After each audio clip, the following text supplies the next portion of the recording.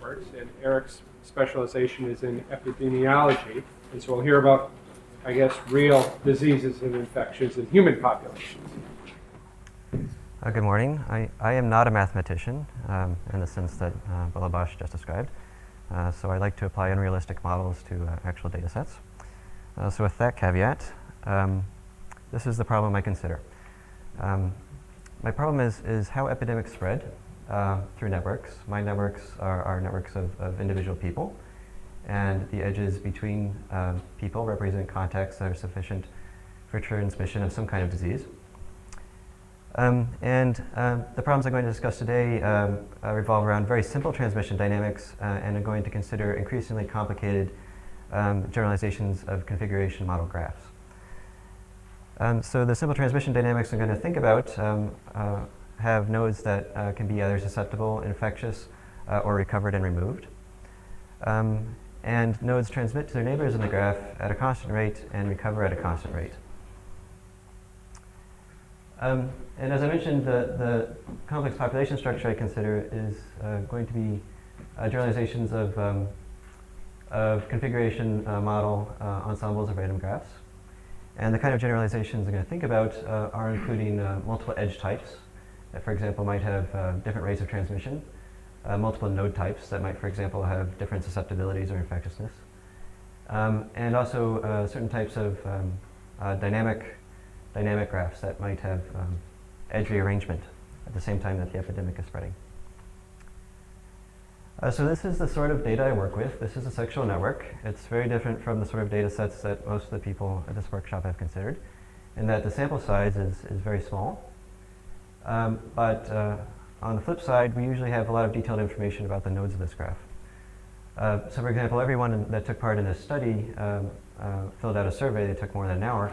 And we know a great deal, such as their HIV status. I indicated that by making the HIV positive nodes large relative to the HIV negative nodes. We know their gender, so the triangles are male and the ovals are female. And we know the type of risky contact they engaged in. So the red arrows indicate that the individuals shared drug paraphernalia, whereas the green arrows indicate that they engage in anal sex, and the blue arrows indicate that they engage in vaginal sex. And each of these partnership types carries distinct probabilities of transmission. So why is this a non-trivial modeling problem? Well, the classic approach in mathematical epidemiology is to make use of the mass action assumption. This posits that the transmissions per unit time will be proportional to the product of the number of susceptibles and the number of infecteds in the population. And there are literally decades of theory that have been built up around this idea. But the real world is frequently very different, particularly if we're thinking of something like a sexual network. So the mass action assumption might work very well if all the nodes are homogeneous, and if all the contacts are instantaneous and uncorrelated. In reality, we usually have a heterogeneous population, for example, by degree, and empirical studies of sexual networks have found evidence for these heavy-tailed or power law distributions in the number of sexual partners. And partnerships might be correlated, so there might be transitivity or clustering in the network, as well as assortativity between nodes of different types. And furthermore, the fact that we have infectious individuals embedded in a network puts a fundamental upper bound on the number of people that someone can infect, as the consequence of the fact that contacts are now autocorrelated. If A contacts B at time 0, they're more likely to contact B at some later time.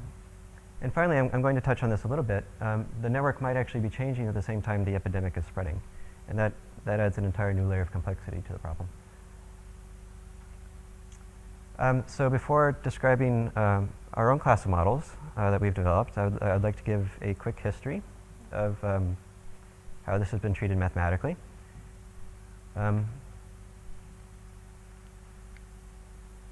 So pair approximation is still a very popular approach used by ecologists and epidemiologists.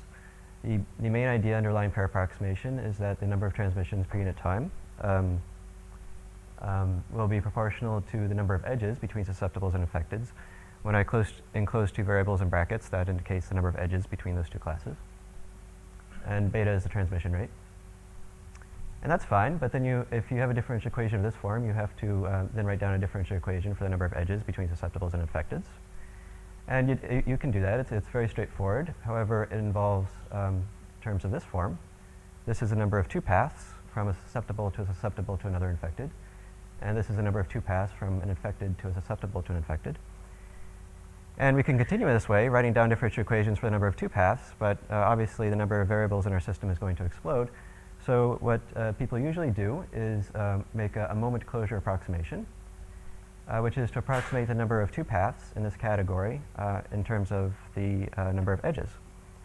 So for example, the number of 2 paths SSI might be approximated by the number of edges from susceptibles to susceptibles times the probability that an edge from the central susceptible in this path goes to an infected individual, and likewise for ISI. So, so this is a very flexible technique. It can handle many network topologies, and it's still very widely used. The main disadvantage of this approach is that it's very high dimensional. So in particular, if we consider heterogeneous networks with multiple degree classes, the number of variables this requires grows like k squared.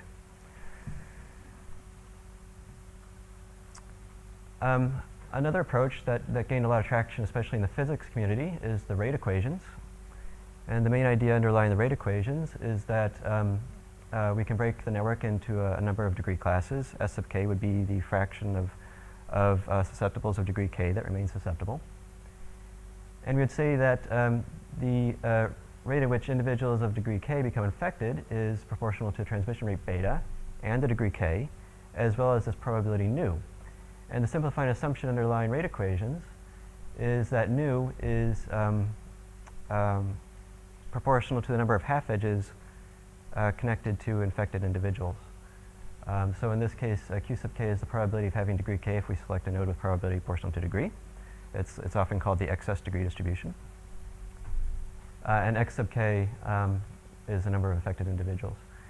So when this was proposed in the early 2000s, it appeared to be a very good approximation early in the epidemic. But for some networks, it is evidently a very bad approximation. And I can actually explain that later in this talk, when exactly the rate equations fail. So all of the methods that I'm going to describe subsequently make heavy use of probability generating functions. You are probably familiar with these if you've studied bond percolation or branching processes.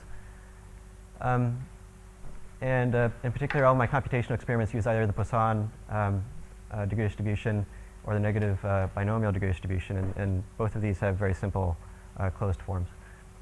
Basically, the PGF is a series with coefficients taken from the probability mass function of the degree distribution. Okay, so some very simple solutions exist for the final size of an epidemic as well as R naught. Many of you might not be familiar with what R naught is. It's the average number of secondary infections that an infected individual will make in an otherwise susceptible population. This bond percolation technique for calculating final size was pioneered by Mark Newman. And it can be calculated by solving these self-consistent equations, and, which makes use of the PGF. And R naught is also easily expressed in terms of the PGF. And since Mark developed that model in 2003, many extensions have been proposed. For example, people have considered graphs with multipartite structure, semi-directed graphs, as well as approximations for clustering and heterogeneous susceptibility. There are some downsides to this approach. Bond percolation only calculates the static properties of epidemics, like the final size and R naught.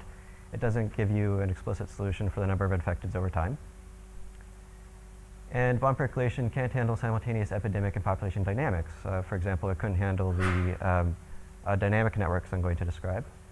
Or it couldn't handle adaptive vaccination strategies. So what if a vaccination is being rolled out at the same time that an epidemic is spreading, which is generally the case. And a population is almost never vaccinated prior to the time an epidemic begins.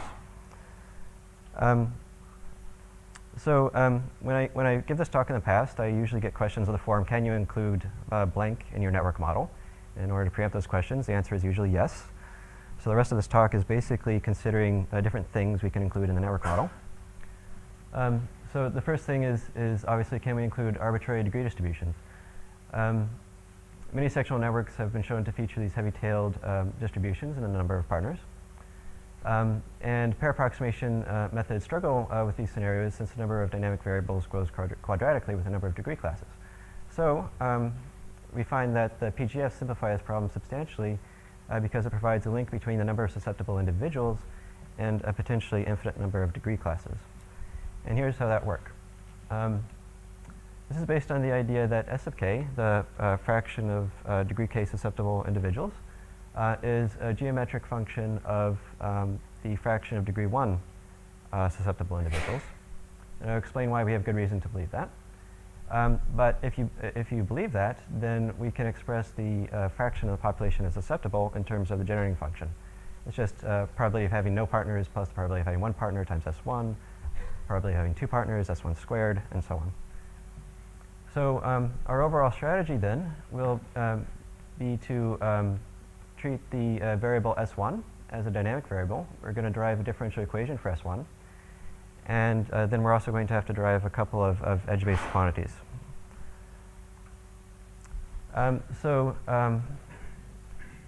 This property follows from the fact that we're assuming, as the rate equations do, that the hazard of infection is proportional to degree. You can write down a survivor function for susceptibles of degree k. And a straightforward consequence of the fact that the hazard is proportional to degree is that S sub k is equal to S sub 1 raised to the power of k. And in particular, we're going to propose a different hazard than is used in the rate equations. We're going to say that the hazard of infection for someone of degree k is proportional to the transmission rate times their degree k times this ratio MSI to MS. MSI is proportional to the number of edges between susceptibles and infecteds. And M sub s is proportional to the number of half edges connected to a susceptible individual. So this ratio is like the probability that if you pick a susceptible node and follow an edge emanating from that node, that you'll arrive at an infected individual. Okay, and I'd like to emphasize that this is different from what you have in the rate equations, which says that the probability that if you follow that edge from the susceptible individual is mi over m, where mi is the number of half edges connected to infecteds. Okay, so the differential equation for S1 is very simple. It's just the hazard times S1. And because S1 is a very special survivor function, we usually give it a special variable theta, so I'll refer to it as theta from now on. Now this is an equation in terms of MSI, so we need to derive an equation for MSI. And doing that requires careful accounting of how edges are rearranged following a transmission event. This derivation makes use of a number of derived variables in terms of the generating function. So in particular, we know the number of half edges emanating from susceptibles is simply equal to theta g prime theta in terms of the generating function. Minus s dot is the number of transmissions per unit time. Delta s is the average excess degree of a susceptible individual. So in other words, if we select a susceptible node with probability proportional to degree, the number of edges emanating from that node will be theta g double prime theta over g prime theta. And making use of all those variables, we can see that following a transmission event, with probability MSS over MS, an edge which was formerly between two susceptibles will now lie between the susceptible and infected. And with probability MSI, an edge which formerly lied between a susceptible and infected will lie between an infected and infected. So keeping track of both of those fluxes, you can arrive at this equation. And of course, this also requires that we know MSS, and using basically identical logic, you can write down a differential equation for MSS. Recently, Joel Miller, who's an epidemiologist at Harvard, showed that this system of three differential equations can be simplified to a single ordinary differential equation in terms of the survivor function, which I find pretty impressive. So in other words, we can solve susceptible, infected, recovered epidemics in a population with unlimited heterogeneity with a single ordinary differential equation.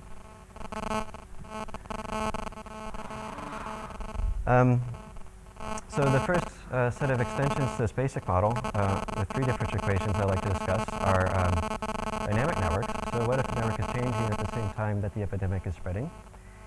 And this might be important for diseases with very long infectious periods. So mainly I work in HIV, so this is obviously important if the infectious period is upwards of 10 years, in which case the identity of your partner is likely to change over your infectious period.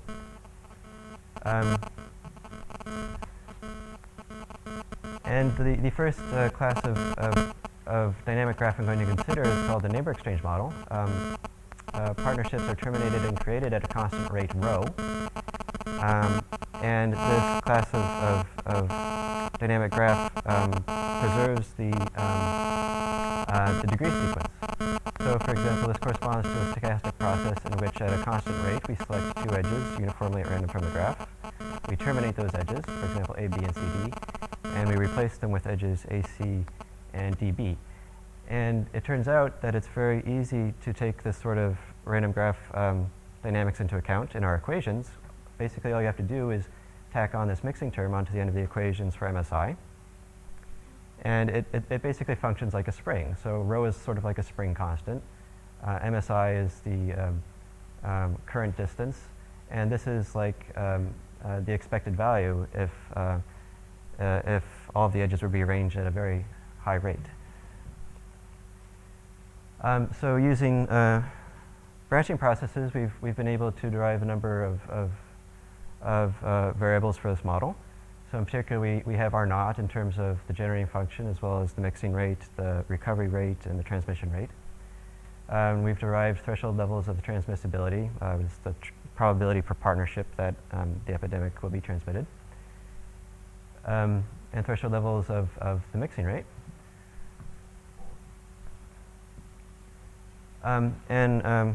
Before proceeding, I'd sort of like to pause and provide a few rules of thumb about the general influence of the degree distribution and partnership dynamics on the final size and time scale of an epidemic.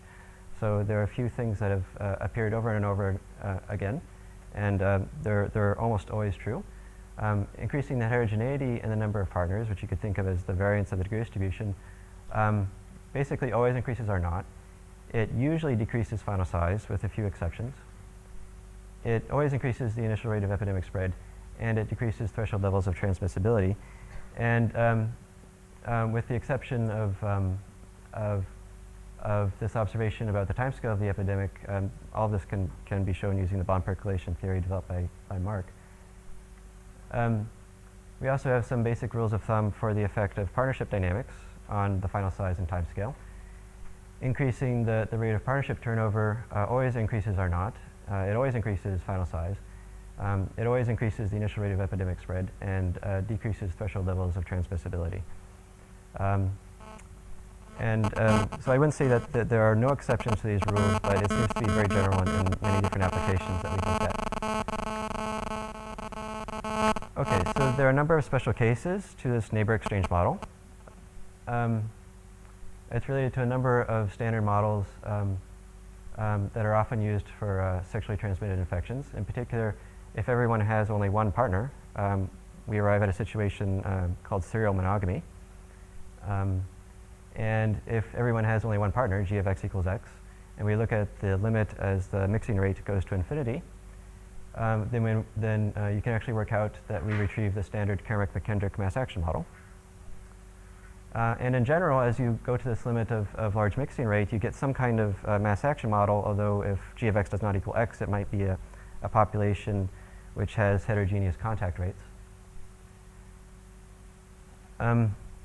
And you can see this because as you turn up the mixing rate, MSI, which is proportional to the number of edges between susceptibles and infecteds, converges to the number of half edges connected to susceptibles times the probability that an edge would go to an infected individual, mi over m. And this also allows us to answer the question of what, if anything, do the rate equations correspond to. The rate equations exactly correspond to a dynamic network in the limit of large mixing rate. This appears to not be something that was well understood by the physicists who proposed this for SIR models in the early 2000s.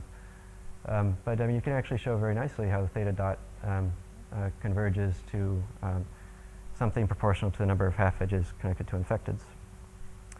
Okay, and this also shows when the rate equations are going to be most biased. the difference between R naught when the mixing rate is 0 and R naught when in the limit of large mixing rate is greatest when the ratio of the transmission rate to the recovery rate, beta over gamma, is large. Okay, so the second class of dynamic graph I consider does not keep the degree sequence of the graph constant. So what if the network dynamics are more realistic? An alternative model allows each node to have a preferred degree k, and nodes accumulate new partners at the rate k rho, and each edge is terminated at constant rate rho. So the degree at any time is for a node is described by a Markov integer jump process. The time average degree of a node would be the preferred value k, and this isn't necessarily an integer. A node might have a preferred value, for example, of 2.5. And you can work out that the degree of at a random time is a Poisson random variable with mean k. So now we can pose two questions. How good an approximation is the neighbor exchange model to this more realistic scenario? And furthermore, is there an exact solution? So it turns out that at the extremes of low mixing rate and high mixing rate, the neighbor exchange model is a very good approximation. So here, for example, is a comparison with the mixing rate on the x-axis and the final size on the y-axis. And the box plots show the outcome of simulations on random graphs with 5,000 nodes. And I varied the mixing rate from 0 to 20 times the recovery rate. And you can see it basically appears spot on, but this is a little bit deceptive because in this small interval between 0 and gamma, the neighbor exchange model is noticeably biased. And this basically shows that the neighbor exchange model is also pretty good at retrieving the time scale of the epidemic, which I usually measure with the time to peak incidence, or the argmax of the change in the number of susceptibles. And again, we see the largest deviation when the mixing rate is between 0 and gamma. Now recently, Joel Miller appears to have derived an exact solution for this class of dynamic graph. This is actually a very new model. It was literally developed in just the last few weeks. And I don't want to spend too much time on how these equations are derived, but the logic is pretty similar to how the neighbor exchange model is derived. But I would just like to make the point that in comparison with simulations, this model developed by Joel appears to be exact. So here, for example, and even in this regime between 0 and gamma. So here, for example, I've compared both the neighbor exchange model and Joel's model to the dynamic graphs with negative binomial degree distributions and the mixing rate equal to gamma over 2. And we see that the neighbor exchange model is noticeably off in comparison to the simulations in this case, but Joel's model appears to be exact. And this isn't a particularly special scenario. It appears to work across the entire spectrum of mixing rate. Okay, so that's all I have for dynamic graphs, and hopefully I'll have time to discuss an application that uses that theory. The next set of generalizations I want to discuss is multiple partnership types. This is actually very straightforward. We can handle multiple types of risky contact by using a multi-type generating function, where we have m edge types, and each edge type might have its own transmission rate as well as mixing rate. And if we make this generalization, then we also have to include more equations for the number of edges between susceptibles and infecteds, and susceptibles of each edge type. So basically, our number of equations grows like m times 3. This makes it possible to merge static network models and mass action models. So for example, if a partnership type I has a mixing rate of 0, obviously we have a static network, and we might simultaneously have dynamics with a partnership type J in the limit of large mixing rate. It's thought that this might be a good thing for things like influenza, where you have a very much static network within households or within schools and offices, but something more akin to a mass action situation for short duration contacts like people you encounter in public transportation. Okay, so can we include multiple stages of infection? This is quite important for HIV and the HIV model I'm going to present. So in particular, what if the transmission rates are not uniform over the infectious period? HIV is such that the viral load is much higher early on in the infectious period than later on. So we usually see a sort of exponential drop in the infectiousness per act. This is also useful if the infectious period is poorly approximated by an exponential distribution. So for example, if we tack two infectious periods onto each other, we have a gamma distributed infectious period. So in the particular case of HIV, we're going to have a separate class for acute infection, which only lasts about 2 months, but has transmissibility per act about 10 times higher than the latter stage, chronic infection, which can last upwards of 10 years. And incorporating this into our model is basically just a matter of adding a separate class of MSJs, where MSJ indicates the number of partnerships between susceptibles and chronic infecteds.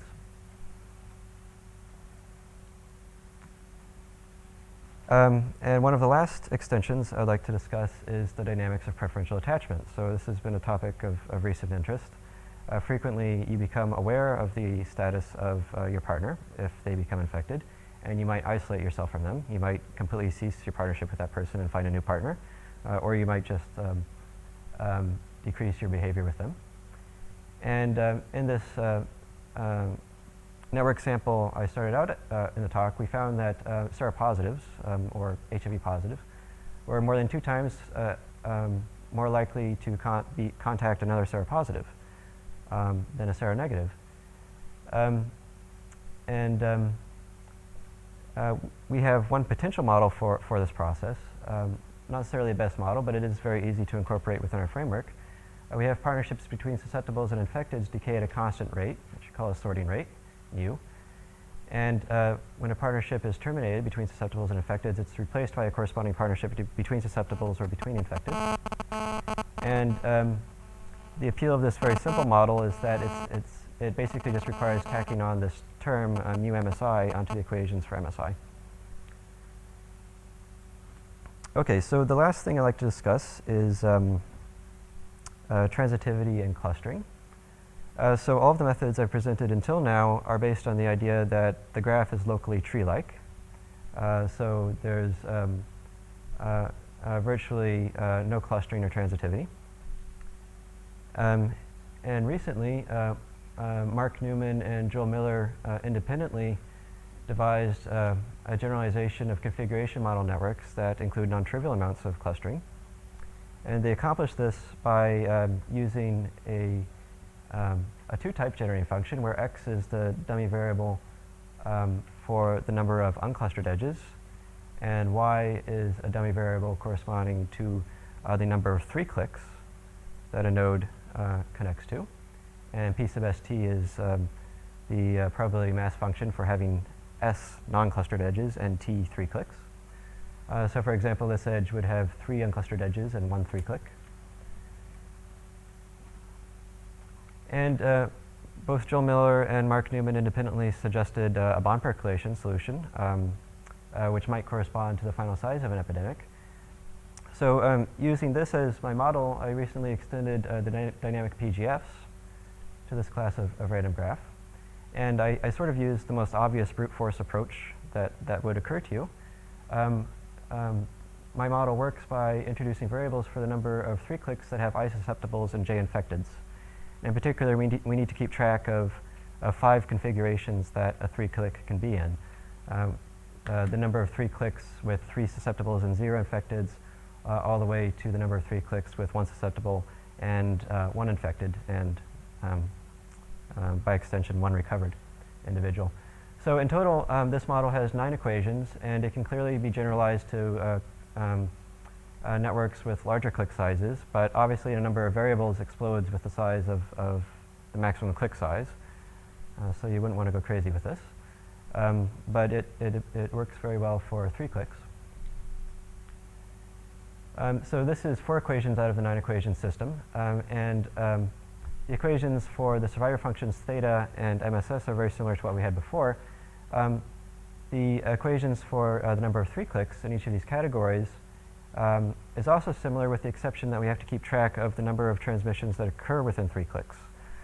So for example, a 3-click with 1 susceptible and 2 infected individuals has 2 edges between susceptibles and infecteds, so that susceptible individual will become infected at the rate 2 beta.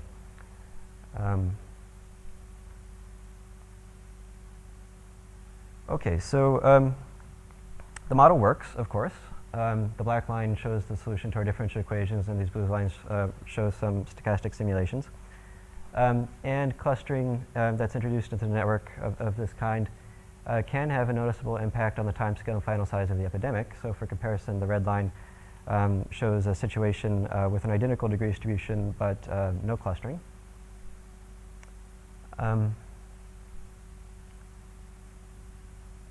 Before presenting some more results, I would like to mention that recently Thomas House and Matt Keeling over in Warwick presented a related model that they developed by finding a connection between the dynamic PGF models and pair approximations. They use a survivor function similar to what I use, but they also use moment closure. And the appeal of this method is that it allows the approximations used for clustering to carry over to the dynamic PGF system. So this particular moment closure approximation for the number of 2 paths has existed since 1996 when Matt Keeling first proposed his pair approximation moment closure system. And I'm often going to compare my results to the House-Keeling model, but I need to emphasize that this is not really a fair comparison, because the House-Keeling model is premised on a different mechanism for introducing clustering into the graph. Each possible 3-click exists with independent probability phi, where phi is a clustering coefficient. The House-Keeling model doesn't have this explicit multi-type generating function for the number of edges and 3 clicks. So it's not really surprised that the HK model is going to give different results. Something that came out of this analysis is that the Miller-Newman percolation solution for final size is generally biased when the clustering coefficient is greater than 0 and the infectious period is not constant. And this is actually in contrast to what you see with unclustered configuration model networks. The Miller-Newman percolation is based on the assumption that the transmissibility per edge is constant, which works if the infectious period is constant. It's false if you have a non-constant infectious period, such as the models I'm talking about, which are premised on an exponentially distributed infectious period. And as shown by some work by epidemiologists Kina and Robbins, as well as Rick Durrett in his book Random Graph Dynamics, the Newman percolation solution for final size is not significantly biased for configuration model networks, although R naught and epidemic thresholds may be substantially biased even when the clustering coefficient is 0. So in contrast to that, we're finding that when phi is greater than 0 and the infectious period is not constant, the Miller and Newman percolation solution is generally biased. Noticeably, so recently Frank Ball over in Nottingham proposed a variation on this percolation technique that correctly takes the infectious period into account. Okay, so here's one comparison between the final size predicted by the Miller-Newman percolation House-Keeling model and our clustering model. And not really surprisingly, the black line, which is our clustering model, is in favorable agreement with the simulations. In general, the Miller and Newman percolation solution always overestimates the final size. And I can actually explain, and on the x-axis here I varied the fraction of links that go to 3 clicks from 0 up to its maximum of 1. And the amount of the bias increases with the number of links that go to 3 clicks. So it's actually pretty easy to figure out why the Miller and Newman percolation is always overestimating. It's premised on the idea of calculating the number of secondary infecteds following a single introduction into a 3-click. And if you assume that the transmissibility per edge is constant, tau bar, you can solve for the probability of having 1 secondary infection or alpha 2 secondary infections. So when the infectious period is not constant, you can do a somewhat more involved calculation, in this case integrating over an exponentially distributed infectious period, and you find somewhat different probabilities of having 1 or 2 secondary infections in a 3-click. Right? So, and by comparing the second order terms in terms of tau in these two equations, you can basically show that R bar is always greater than R. Actually, I need to conclude soon, but I'd like to finish up by illustrating some qualitative results that we've generated to show the influence of the clustering coefficient and the variance of the degree distribution on the final size and time scale of the epidemic. So to do this set of computational experiments, we choose a degree distribution that can interpolate over a range of sigma squared while holding the mean of the degree distribution constant. So the negative binomial distribution is very handy for that purpose. And also, we want to be in a situation where we can vary the degree distribution while holding the clustering constant. So I devised this variation on the negative binomial distribution that has all edges that are not clustered occurring in pairs. So it's basically the Jernian function for the negative binomial of x squared plus pty, where pt is the probability that a link will go to a 3-click. And here's what we find. Not too much is surprising about this. Obviously, when we increase clustering, the final size goes down. That's not surprising. And in common with other investigations, as we increase the variance on this axis, we find that the final size usually goes down. However, clustering attenuates this relationship between the variance of the degree distribution and final size. So actually, we could be in a weird situation where if we increased both clustering and the variance of the degree distribution, final size might actually go up. So this also shows what happens, or the relationship of bias of the Miller-Newman percolation with respect to the variance and clustering. So in general, the Miller-Newman percolation will be most biased up in this quadrant, where the variance of the degree distribution is very small, but clustering is very high.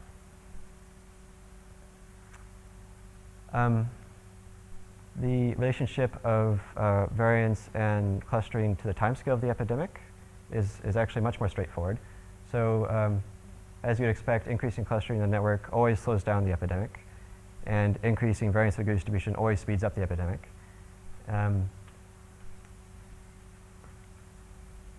Okay, and not surprisingly, I ran out of time. So I would actually like to conclude with a few observations about our current work. So there have been a number of extensions to the dynamic PGF models lately. Growing networks with natural birth and death is a hot topic right now. And currently some work I'm doing with Joel Miller considers networks with directed edges or a mixture of directed and undirected edges, as well as dormant edges that can be in an active or inactive state.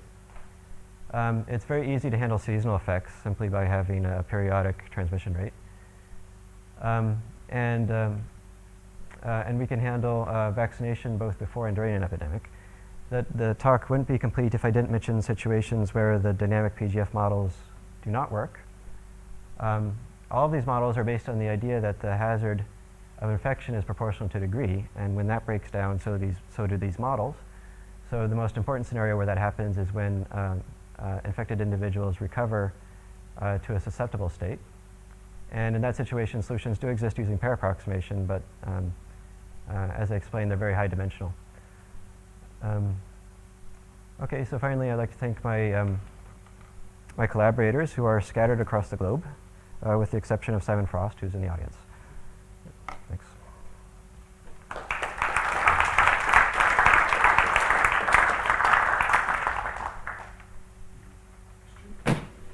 You have given a very good review talk on epidemics of infection diseases, and most of the literature is available in Bulletin of Mathematical Biology, Computers in Biology, Medicine, Applied Mathematical Modeling, Mathematics of Biosciences. However, I couldn't follow the advantage of this graph theoretical method over other methods being used by other scientists all over the world. Which methods are you thinking of? Advantage of graph theoretical method. Oh, okay. So Well, basically going back to my second slide, most of the mathematical modeling in epidemiology is based on the idea that either the population is homogeneous or it can be broken into a small number of sets that might vary by their contact rate, for example.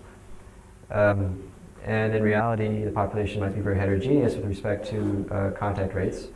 And especially with sexual networks, partnerships might have very long duration, which puts an upper bound on the number of people that an infected individual could infect.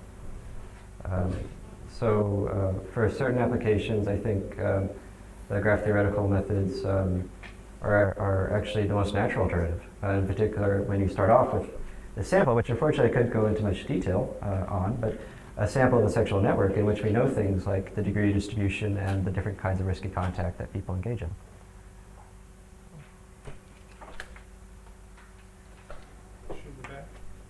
So if I understand correctly, you assume you know the graph, right? The contact graph in any of these methods? I do not assume that we know the adjacency matrix, no. So these solutions apply to an ensemble of random graphs. Ah, okay. Right? I guess what I wanted to lead to was if you do know the graph, or if you know information but noisiness, or Well, if you know the adjacency what sort matrix, of robustness, I guess I'm wondering, what sort of robustness do your models have to misspecifications, cross classes or within classes? I know some of what you showed had suggestions of that. But. Well, actually, I skipped over this. I mean, unfortunately, I was forced to skip over our application to the HIV data set. But this gives you some idea about how noisy our conclusions can be. So this was all based on that sample of 250 individuals where we solved our model 4,000 times, drawing from a multivariate normal prior distribution for parameters like transmission rates and recovery rates. Right, and so basically, given how little is known about the values of these underlying parameters, we can basically get a huge range of outcomes. Now the median trajectory, which is the thickest black line here, is actually pretty realistic for this population, but still there's a huge range from the 90th percentile down to the 5th percentile in the number of infecteds over time. So.